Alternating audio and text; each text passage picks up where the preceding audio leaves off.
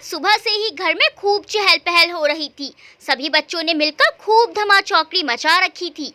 कोई इसके पीछे तो कोई उसके पीछे भागा फिर रहा था। बहू और बेटियों ने मिलकर किचन संभाला हुआ था। बहू दिव्या और चारों बेटियां नीतू, मोना, विधि और दिशा सभी जल्दी जल्दी काम निपटाने की कोशिश में घर के इस तरफ से उस तरफ चक्कर लगा रही थी।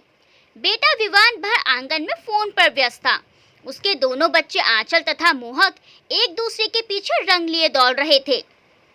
इधर बड़ी बेटी नीतू की बेटी नैना गुब्बारों में पानी भर रही थी, जिसका साथ उसकी मौसी नीतू की बेटी रूही और बेटा अंश दे रहे थे।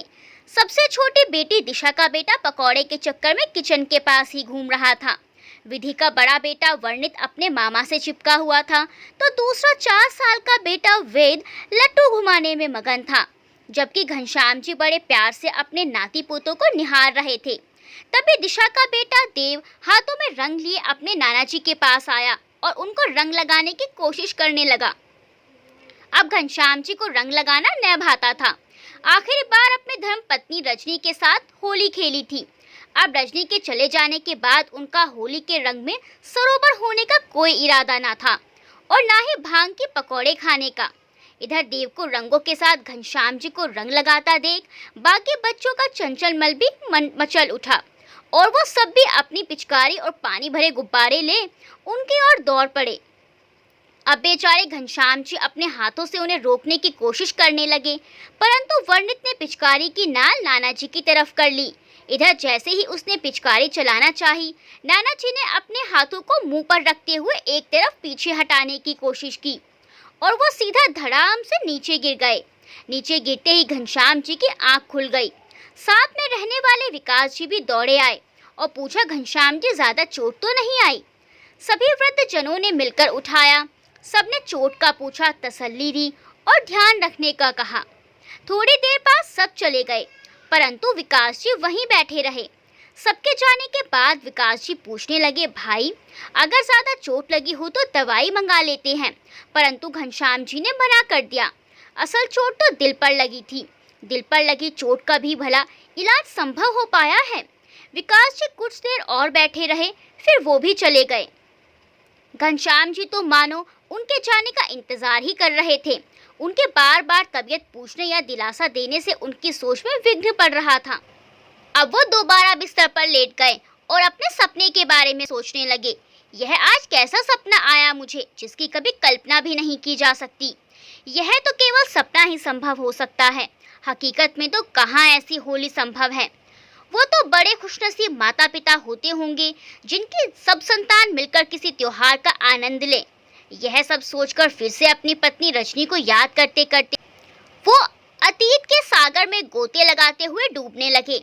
अभी जैसे कल की ही बात हो जब रजनी उनके साथ थी। 5 बच्चों से भरा पूरा परिवार, जिसमें एक बेटा 4 बेटियां थी। बेटियां इतने बड़े घर में तितलियों की तरह नाचती फिरती और अपने साथ भाई को भी मिला लेती। पूरा घर हंसता मुस्कुराता नजर आता था। बेटों बेटियों सभी को पढ़ा लिखाया, कामयाब बनाया। पैसों की रेल पेल की कमी ना थी। 10 एकड़ जमीन थी, जिसकी अपने काम पर रखे हुए लड़कों के ऊपर पूरी जिम्मेदारी थी। समय से खाद पानी बुआई काटते सब वो ही करते थे। घनश्याम जी देखने के लिए जाते रहते थे और फिर जब फसल को उठाने का समय होता, खरीदार आते, तब कई दिनों तक घनश्याम जी का पूरा दिन खेतों पर ही गुजरता था। तब उन्हें खाने की भी सुध ना रहती। बेटा विवान को पढ़ाई और कोचिंग से जब भी समय मिलता वह खाना ले आता। जिस भी समय ले आता वही खा अपनी भूख शांत कर लेते और खाना खाकर फिर से अपने काम में लग जाते। समय बीता, बेटियां जवान हुई।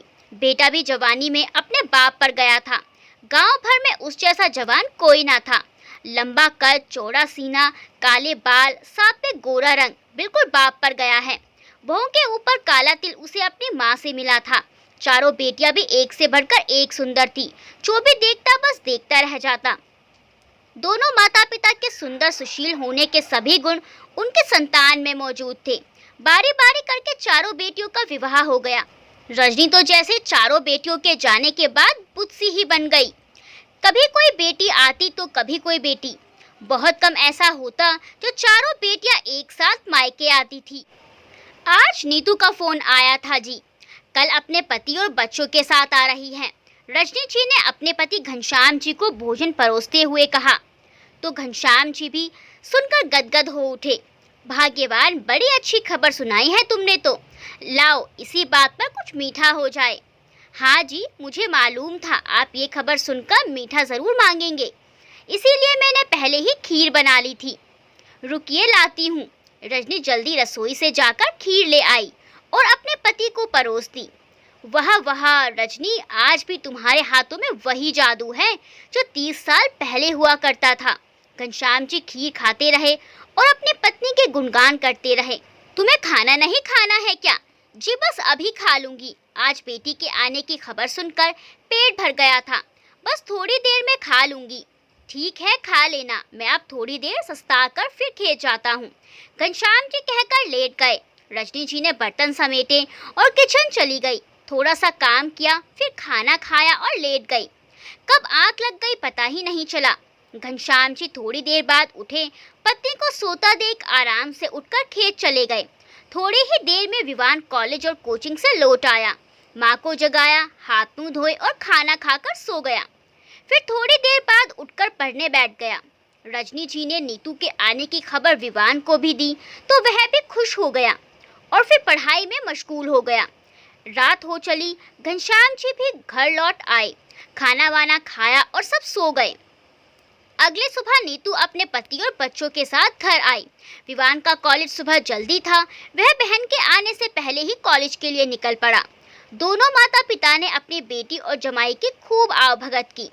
घर में बेटी, जमाई और बच्चों के आते ही जैसे दीवारों से भी रौनकें फूटने लगी हों। चारों ओर उजाला ही उजाला फैल उठा। लेकिन ये रौनकें, ये उजाला चंद लम्हे के लिए ही था।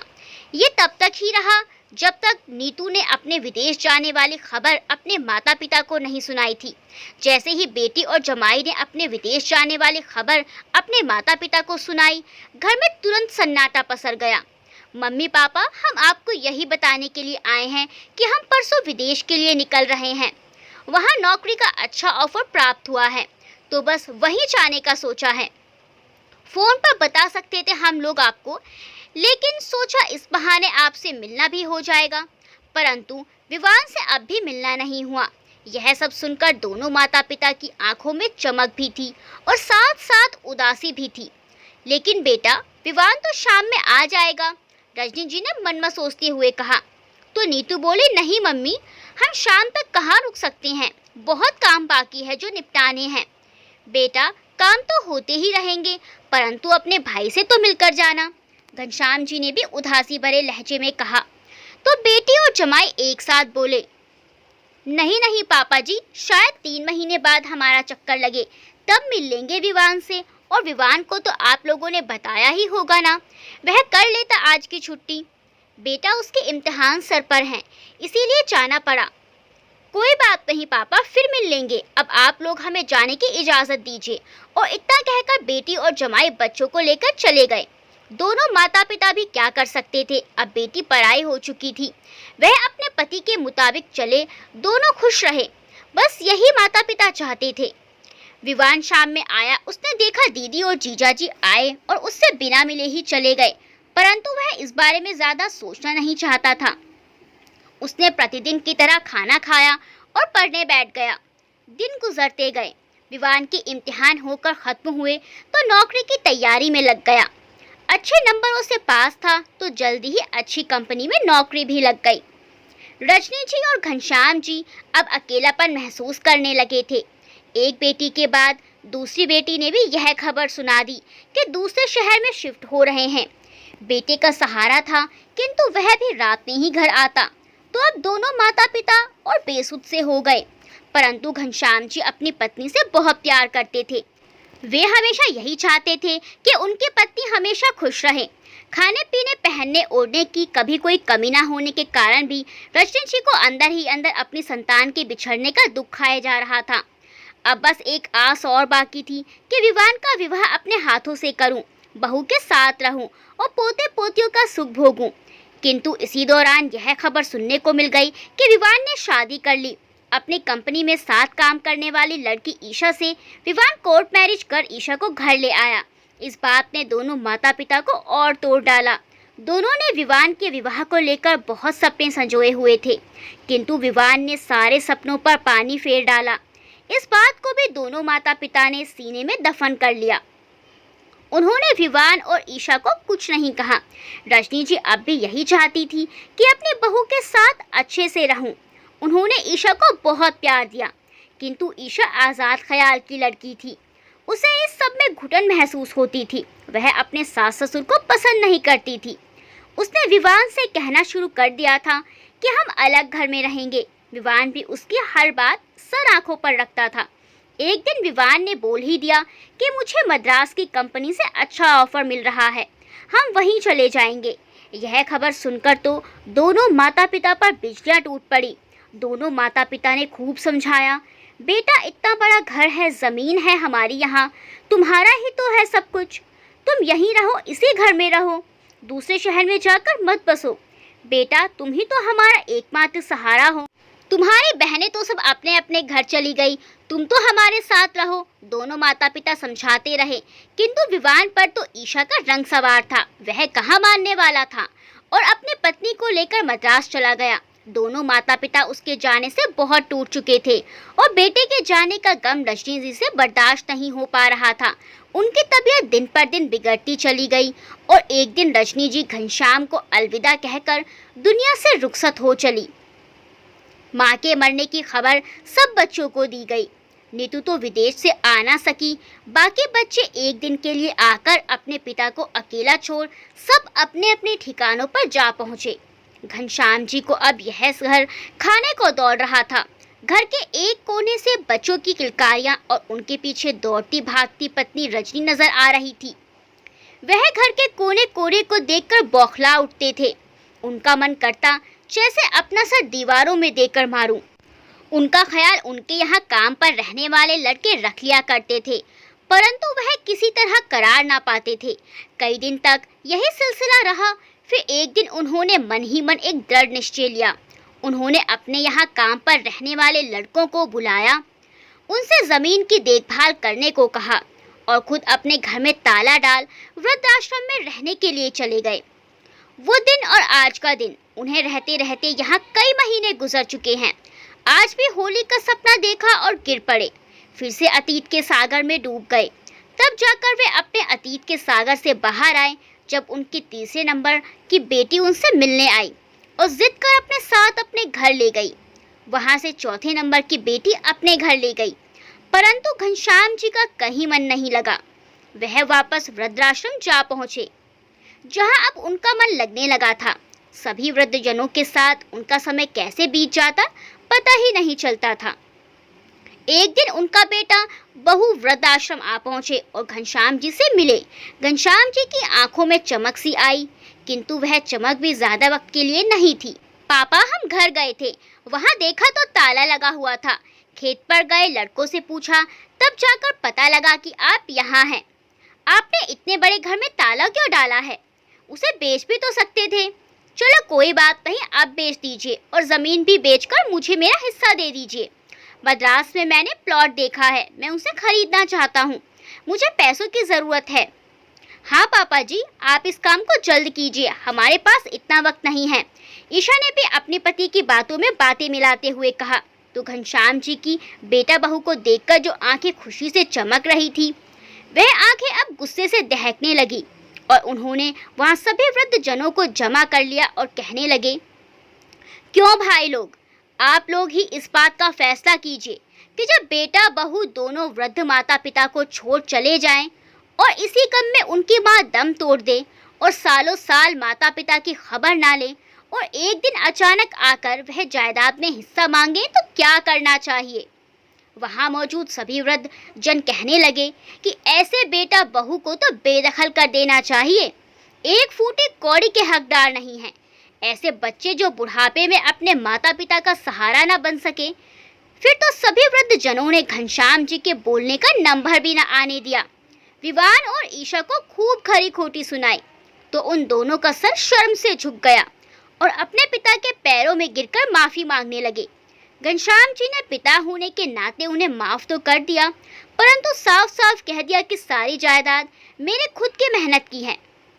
मैंने पढ़ा लिखा कर तुम्हें इस काबिल बना दिया कि तुम भी इतनी जायदाद कर सकते हो। मेरी पत्नी तुम्हारे गम में चल बसी और एक पति होने के नाते उसके लिए मैं तुम्हें कभी माफ नहीं करूंगा और ना ही एक फूटी कौड़ी दूंगा। यह सुनकर विवान और ईशा मन में जायदाद का अरमा लिए बोझल कदमों से वृद्धाश्रम छोड़कर चले गए। उसके अगले दिन घनश्याम जी ने घर जाकर सारे पेपर्स वर्क पूरे कराए और उनके यहाँ काम वाले लड़कों को उनके काम का हक देकर अपना घर जमीन जो भी उनके पास था सरकार के नाम कर दिया। सारे पेपर्स राज्यपाल को सौंप दिए और इस जायदाद से स्कूल, कॉलेज या अस्पताल बनाने की मांग की और सभी माता पिता को यह संदेश दिया कि औलाद बुढ़ापे में साथ छोड़ दे और उनके गम में माता या पिता चल बसे तो उनके लिए बस यही सजा काफ़ी है कि उन्हें अपनी जायदाद से बेदखल कर जायदाद को ऐसी जगह लगा देना चाहिए जहां इस जायदाद को सही काम में लाया जा सके, जिससे मरने के बाद भी माता पिता की आत्मा को शांति मिल सके। आखिर माता पिता की गलती क्या है जो हर बच्चे माता पिता के साथ ऐसा व्यवहार कर रहे हैं? यही ना कि माता पिता ने अपने बच्चों का जीवन बनाने के लिए अपना जीवन उनके ऊपर न्यौछावर कर दिया। अपनी ख्वाहिशों, अपने अरमानों और अपने सपनों का गला घोटकर बच्चों की परवरिश करना, बच्चों को अत्यधिक प्यार करना ही शायद उनका असली जुर्म है। बच्चे जितना स्वार्थी हो गए हैं, अगर माँ बाप भी हो जाते तो आज जो अच्छा जीवन उनको मिला है वे कभी नहीं मिल पाता। आजकल हमारे समाज में माता पिता को अकेले छोड़ देना अथवा वृद्धाश्रम में छोड़ देने की घटना आम बात हो गई है। बच्चे माता पिता को बोझ समझने लगे हैं। यह एक भयावह स्थिति है जो कि आगे चलकर और भी भयानक रूप ले सकती है। इस विषय पर हम सभी को जागरूक होने की आवश्यकता है। कृपया करके अपने वृद्ध माता पिता को अकेले अथवा वृद्धाश्रम में मत छोड़िए। अगर आप ऐसा नीच कर्म अपने माता पिता के साथ करेंगे तो एक दिन आप पर भी यह स्थिति जरूर आएगी, क्योंकि हमें कर्मों के फल इसी संसार में भुगतने पड़ते हैं। नियति का यही नियम है, जो हम बोते हैं वही हमको काटना पड़ता है। समय रहते अपनी गलती को सुधार लीजिए, नहीं तो समय निकल जाने के बाद पछतावे के सिवा कुछ भी हाथ नहीं लगता और यह पछतावे की अग्नि आपको अंदर तक जलाकर रख देगी। दोस्तों, इस कहानी के बारे में आपकी जो राय है कमेंट सेक्शन में ज़रूर बताएं और वीडियो को लाइक करना बिल्कुल ना भूलें। मिलते हैं अगली वीडियो में अच्छी सी कहानी के साथ। तब तक के लिए बाय बाय।